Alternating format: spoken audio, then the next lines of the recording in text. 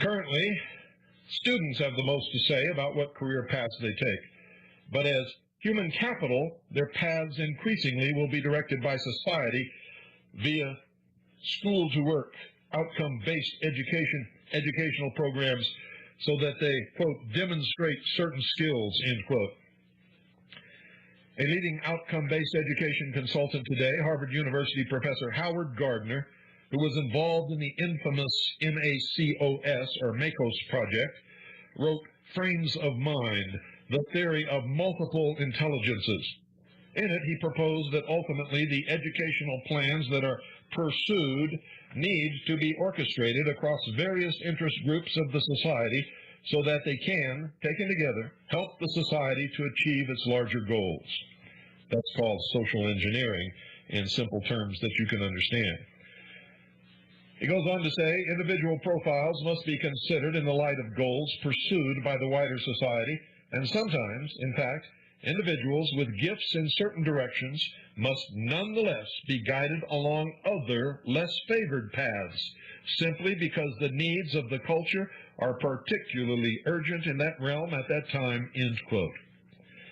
In other words, ladies and gentlemen, even though one may have the desire and skills to choose one career, if society needs individuals in an other, less favored career, then the individual should be guided toward those other careers.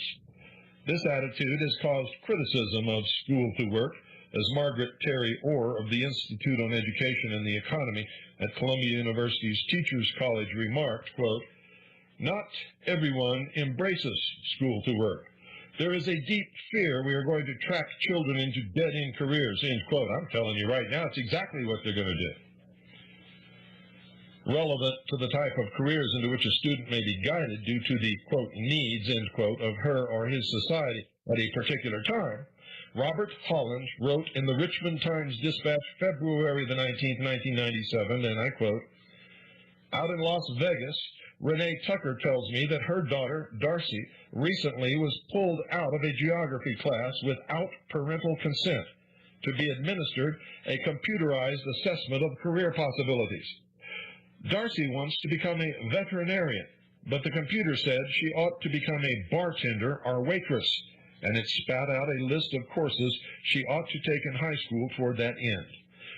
Mrs. Tucker said, quote, "We're Christians, and the school stepped on my toes as a parent.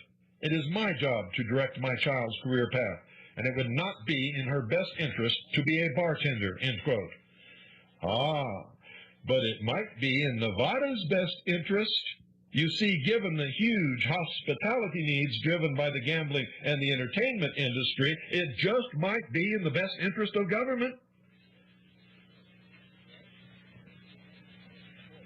Right? Of course, the federal government isn't promoting school to work as something imposed upon the people by Washington, but rather as partnerships among members of communities. This is their deceptive language. Anytime you go to any meeting where there is supposed to be a public discourse on the benefits, the merits, or the distractions, or the derogatory points concerning these things, believe me when I tell you that the audience is seated. The whole meeting was planned and will be controlled through its course to present a false consensus for and in favor of school to work and all of these programs that they want. And unless you are an astute, very smart judge of human nature and a very, very keen observer, you'll never know it. You better prepare yourselves to confront these people. Take back your school districts.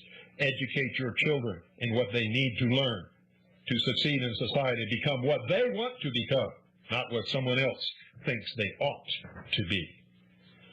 Because pretty soon, it will shift from ought to must, to jail term if you don't. Or for parents, if they stand in the way, they'll be breaking the law and going to prison. Eventually, that's exactly what's going to happen. The September 1997 issue of Community Update, a United States Department of Education newsletter, announced a September 16th satellite town meeting entitled Back to School, Families and Communities Working Together. The letter notes that U.S. Secretary of Education Richard Riley and panelists will emphasize the great need for community-wide partnerships. The Learning Channel will rebroadcast the September satellite town meeting on October 28th, and they did. The United States Department of Education produced the satellite town meeting series in partnership with the National Alliance of Business and the Center for Workforce Preparation. Most Americans never saw it. Well, I hope I've given you food for thought. We will continue with this tomorrow on the hour of the time. Don't miss it. If you know somebody who has school-age children, make sure they're listening to 101.1 FM.